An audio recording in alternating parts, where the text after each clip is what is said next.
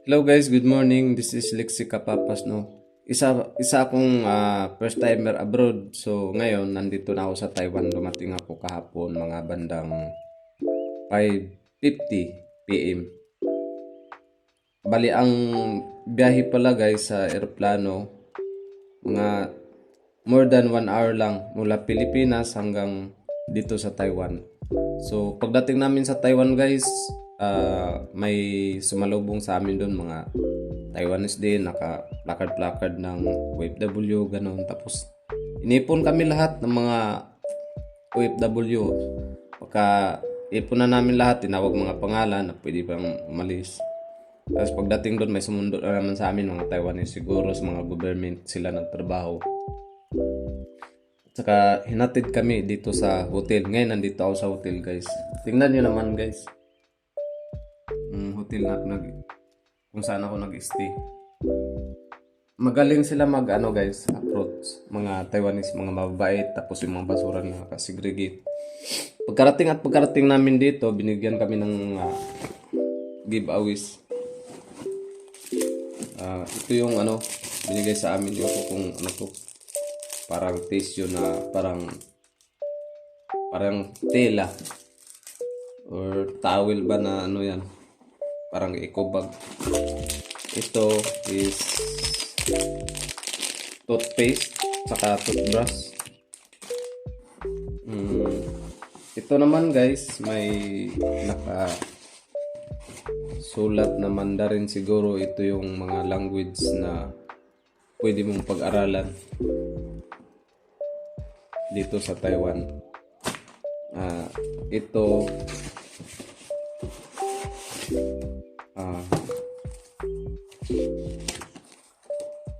isang card guys na parang dyan, kumbaga mga advantage cards pero luludan mo siya guys para magka-access, para pwede mo siyang gamitin sa convenience store, sa transport, pambayad, para hindi na siya hassle.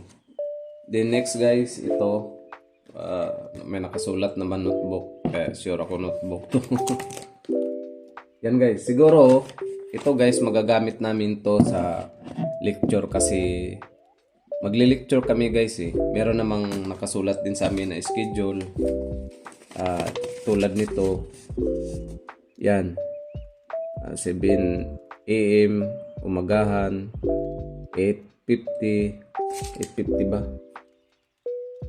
Yun 8:50 mag-aaral, lecture. Yun, so yun guys, para dito siguro yun notebook. Then ito guys, merong brightening cleansing foam. Yan. Saka ito naman lustrous shampoo. Ito brightening shower gel. So ito guys, may last pa guys.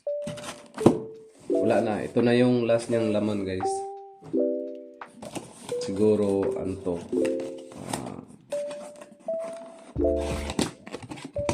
ito guys, laman niya is tinapay. May kasamang black tea. So ganyan sila ka approaching sa mga OFW. Sobrang bait nila guys. So ngayon lang guys, ang problema ko is walang signal yung SIM card. Tinulungan na rin ako ng mga Taiwanese, hindi rin nila maayos-ayos. So yun ang pinaka-problema ko pag hinatid na ako sa employer ko, kasi sa 3 years kong kontrata, 3 years din akong walang contact sa mga pamilya ko.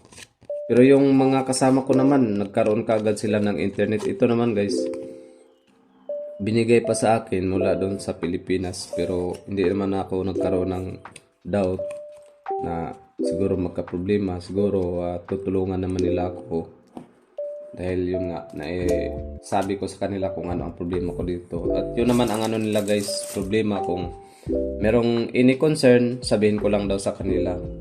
Hindi ko man maintindihan pero yun ang siguro pagkaano nila kasi marunong naman sila mag-English. So ito naman, ID, pagka lumabas ka, punta doon sa 10th floor, kung saan kayo kakain. Lagi mo tong dala guys. At ito rin pala, kasama to dito sa parang giveaways na binigay. Lagayan mo ng tubig. So, pagka umaga guys, wala akong ginagawa, mga alas 6 gising na ako eh. Titingnan ko yung dito sa bintana. Tulad yan guys. Wala siyang kataw-taaw. So ngayon, alas 8 na. Tahimik pa rin yung nila lugar. Yan.